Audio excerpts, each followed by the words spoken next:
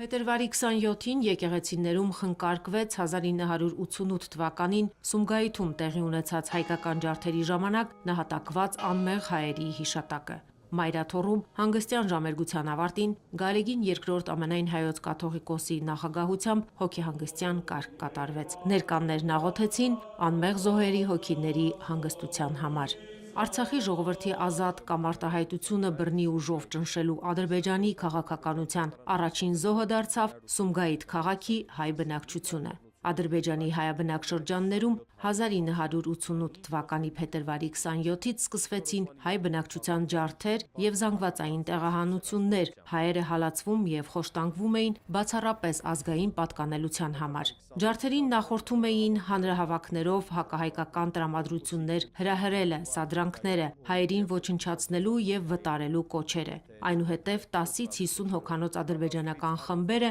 նախապես ձեռք բերած հասցեներով հետևողականորեն մաքրում էին քաղաքը հայերից խորհրդային և տեղական իրավապահ ուժային կառույցների լիակատար անգործության պայմաններում։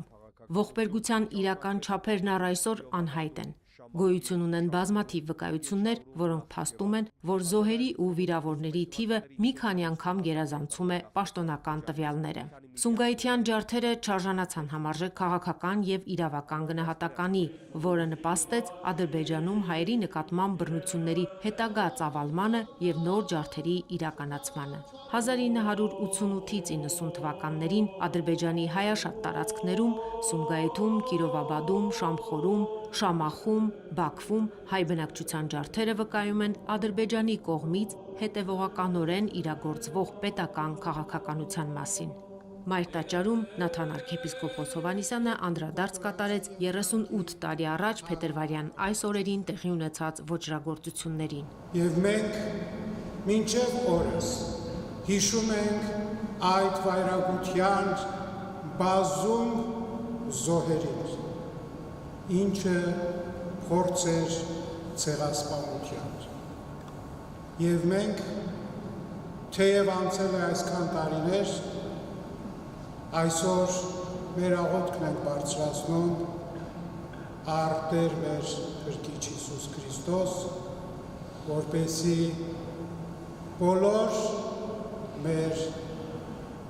զոհ գնացած քույրերին, եղբայրներին, հոգիներին հանգստություն շնորհի։ Օրհնյալ եղերուկի շնորհացում Փոքրին, երթայք հանգերուկի խաղաղություն և Տեր Հիսուս եղեցին ձեզ ընդամենեսյան ամեն։